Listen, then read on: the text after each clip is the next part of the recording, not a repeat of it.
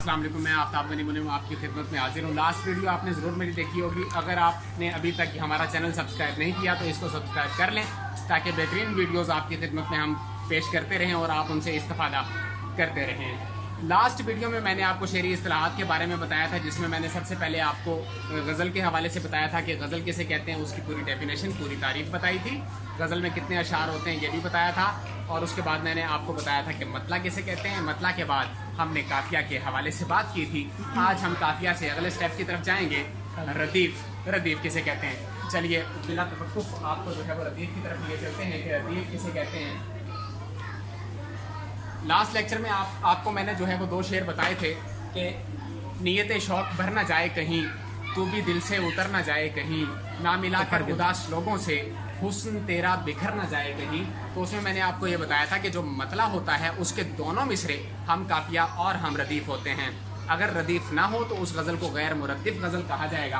उसके बाद हमने बात की थी काफिया की, यानी गज़ल के मतला जो होता है, मतला के दोनों मिसरों में रदीफ से पहले आने वाले हम आवाज़ अल्फाज जो होते हैं मतला के दोनों मिसरों में आएंगे। उसके बाद आने वाले हर शेर के दूसरे मिसरे में रदीफ से पहले आने वाले हम आवाज़ अल्फाज जो उन्हें कवाफी कहा जाता है। कवाफी काफिया की जमा है। अब बच्चे सवाल करेंगे कि सर रदीफ किसे कहते हैं, तो रदीफ के बारे में भी मैं आपको बता देना चाहता हूँ कि रदीफ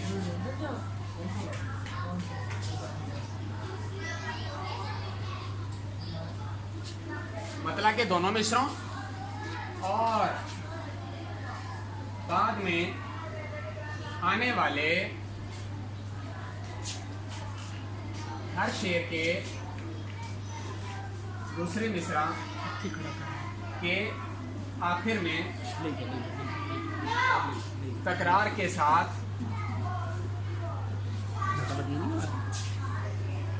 दोहराए जाने वाले अल्फाज रदीफ का। अच्छा, अब रदीफ का ये असूल होता है कि रदीफ में एक लफ्ज भी हो सकता है और एक से जायद अल्फाज भी हो सकते हैं, यानी दो या दो से जायद अल्फाज पर मुश्तमिल रदीफ भी हो सकती है। अब देख लीजिए वो जो शेर मैंने आपको बताए थे कि नीयत शौक भर न जाए कहीं, तू भी दिल से उतर न जाए कहीं, ना मिलाकर उदास लोगों से हुस्न तेरा बिखर न जाए कहीं। अब इसमें आपने गौर किया होगा कि तीन लफ्ज जो आ रहे न जाए कहीं, ये बार बार तकरार के साथ मतला के दोनों मिसरों में आए हैं और उसके बाद जो शेर मैंने पढ़ा उसके दूसरा मिसरा के आखिर में दोहराए गए हैं। सो आपको ये समझ आ जाना चाहिए कि इसमें न जाए कहीं ये रदीफ होगी। ये मतला के दोनों मिसरों के आखिर में होती है और बाद में आने वाले हर शेर के दूसरे मिसरा के आखिर में तकरार के साथ।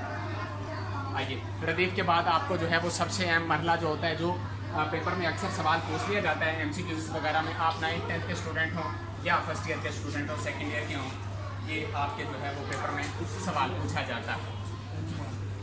मक्ता,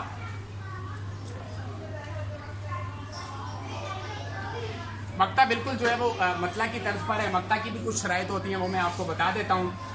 गज़ल का जो आखिरी शेर होता है जिसमें शायर अपना तखल्लुस इस्तेमाल करता है उसको मक्ता कहा जाता है। देख लीजिए सर, अगर शायर इस्तेमाल ना करे तो उसे जो है वो बिल्कुल सादा शेर कहेंगे, यानी गज़ल का आखिरी शेर तो हो लेकिन उसमें शायर ने अपना तखल्लुस इस्तेमाल न किया हो, वो बिल्कुल सादा शेर कहलाएगा।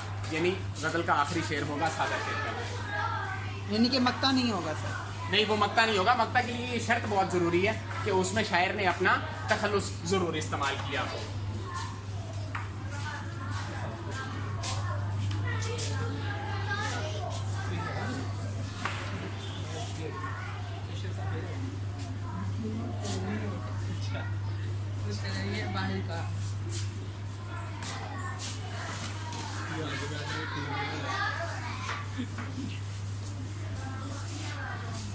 ये मैं बहुत मुख्तसर अंदाज में आपको समझाने की कोशिश कर रहा हूँ, वरना ना इसकी जो है वो तफसील में भी, डिटेल में भी आपको बताया जा सकता है कि मक्ता जो है वो कता करने से निकला है, यानी कता ताल्लुकी करना, ख़त्म कर देना, ताल्लुक को तोड़ना, इख्तिताम पजीर करना किसी चीज़ को, इख्तिताम पजीर होना किसी चीज़ का, यानी मुनक़ता हो जाना सिलसिले का। जिस तरह की आखिरी शेर होता है तो राब्ता वहाँ से मुनक़ता हो जाता है, शायर वहाँ भी अपनी गज़ल का इख्तिताम कर देता है।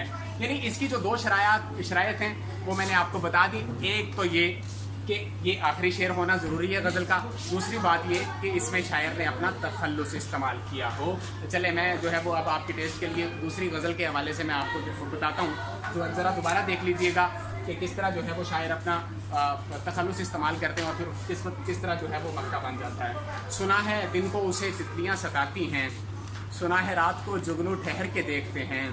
अब ये वाली गज़ल जब आप पढ़ेंगे अहमद फराज की, इसके आखिर में उन्होंने बहुत ही खूबसूरत शेर यानी जो मक्ता के तौर पे इस्तेमाल होता है, अब उसके शहर में ठहरें के कूच कर जाएं, फराज आओ सितारे सफ़र के देखते हैं। वाह वाह सर, मजा आ गया सर।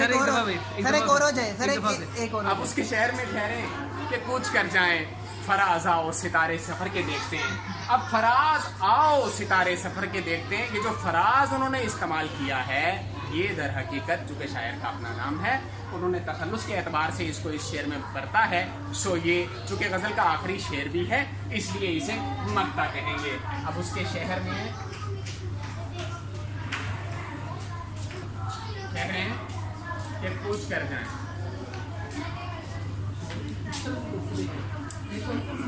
फराज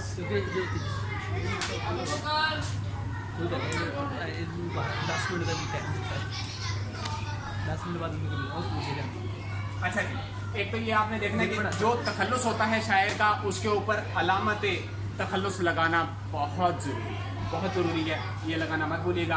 आज के लिए इतना काफ़ी है। अगले लेक्चर में आपको मुरद्दिफ गज़लें जो होती हैं, गैर मुरद्दिफ गज़लें जो होती हैं, इस हवाले से मैं आपको मज़ीद बताने की कोशिश करूँगा। हमारे चैनल को सब्सक्राइब करना मत भूलिए, लाइक्स कीजिए, कमेंट्स कीजिए। मज़ीद कोई सवाल आप उर्दू के मुतालिक पूछना चाहते हैं तो वो भी पूछिए। अस्सलाम वालेकुम।